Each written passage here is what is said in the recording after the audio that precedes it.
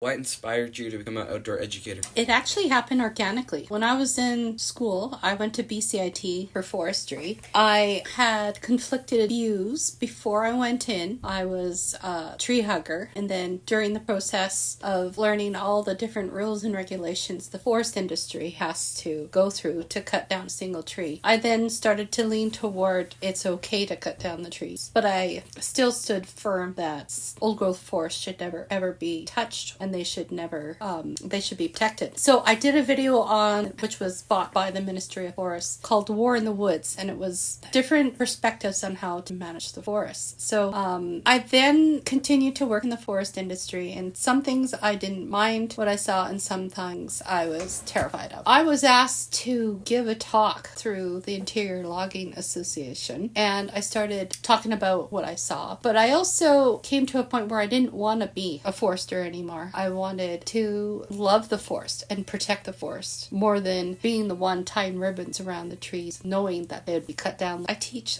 so many different things. I have at least 5 different programs that I do on a regular basis. But the one that is requested the most is called Legends of the Forest. And basically I take a tree's identity and I give it a personality and a role in the forest.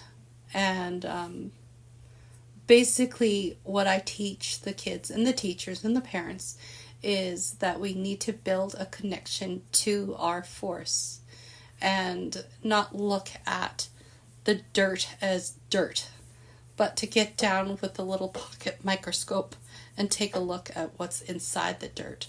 It is absolutely beautiful and amazing when you stop to smell the trees. All right. What strategies do you use to engage and educate your clients? Fortunately, I'm really good at picking up on body language, and so when I begin a class, say, and these classes, they can range from kindergarten all the way up to seniors. And so basically, I can read a class within the first 10 seconds of how I am introduced by the teacher. And because each teacher has a different style, and let's just keep it at that, but I won't go into too much detail. But I read the class, and then I develop the program based on the years of experience that I've had, and I deliver it to... I never deliver the program as a program.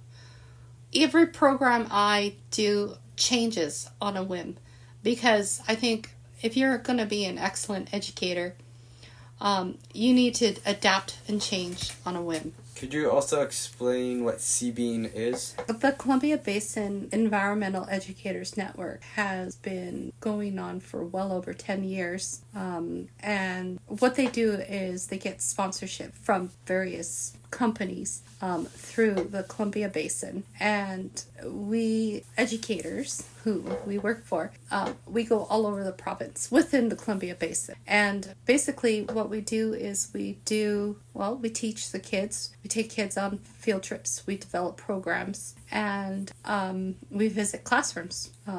And we also donate books and other tools to classrooms when funding allows. And I know I personally donate a lot of my tools, and I very much enjoy my job. And I can see myself doing this until I get Alzheimer's or something. I don't know. I love my job. I love working with the kids. And some kids, when I teach them, I feel comfortable with our future. And those are the kids I think about. And those are the kids that are gonna, hold down the next generation. And I think that's actually my favorite part of the job, is seeing what these young minds can come up with. Some of them are just so incredibly talented and amazing.